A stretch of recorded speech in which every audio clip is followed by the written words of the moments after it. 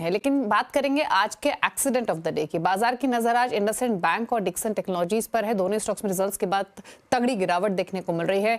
क्यों टूटे हैं ये दोनों ही स्टॉक्स, क्या आया है ऐसा अर्निंग्स में, डिटेल्स बताने के लिए यतिन मोता हमारे साथ बने हुए हैं। यतिन बताइए।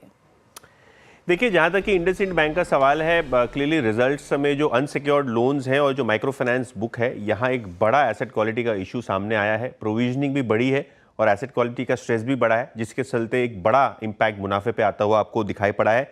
इनफैक्ट अगर हम नेट इंटरेस्ट मार्जिन्स की बात करें तो 3 साल के न्यूनतम स्तर पे वो आते हुए दिखाई पड़े हैं।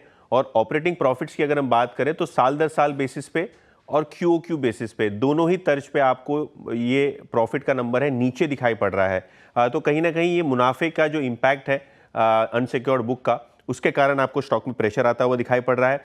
रिटर्न ऑन एसेट्स की बात करें तो 1% हो गया है, जो पिछले क्वार्टर में लगभग 1.7% था। रिटर्न ऑन इक्विटी भी घटी है और gross NP net NP ratios में भी आपको गिरावट आती हुई दिखाई दी है। इसका मतलब ये है कि जो एसेट क्वालिटी है, यहाँ थोड़ी बहुत प्रेशर आपको आती हुई दिखाई दी है। तो इंडसइंड बैंक में क्लियरली एसेट क्वालिटी का एक बड़ा इंपैक्ट आपको अर्निंग्स पे आता हुआ दिखाई पड़ा है, इसीलिए शेयर में 18% का डाउन टिक। डिक्सन टेक्नोलॉजीज 6% के गैप अप के साथ ट्रेड हुआ, लेकिन अभी 15% नीचे है। तो इंटरडे में 20% से ज़्यादा की ज़बरदस्त फॉल आप देख रहे हैं। कहीं ना कहीं अगर हम बात करें तो रिजल्ट्स में मुनाफा और जो मार्जिन नंबर है वो इनलाइन विद एक्सपेक्टेशन था। रेवेन्यू बेटर था। हालांकि मैनेजमेंट ने कहा है कि जो Q3 का रिजल्ट होगा दिवाली के आसपास का, वो एक डिप देखेगा, लेकिन Q4 से फिर से एक बार पिकअप होगा। लेकिन Q3 का रिजल्ट है थोड़ा बहुत फीका, ऐसा मैनेजमेंट ने इंडिकेट किया है।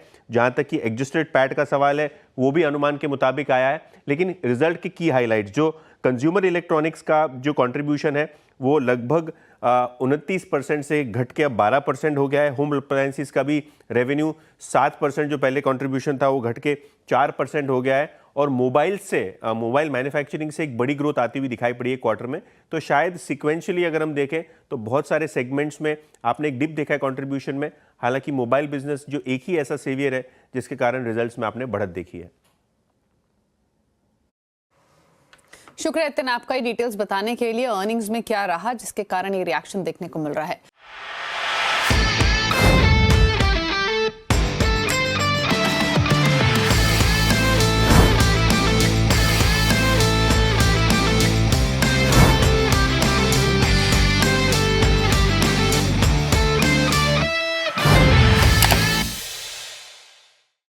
बता दें कि मनी कंट्रोल पर दिए गए विचार एक्सपर्ट्स के अपने निजी विचार होते हैं।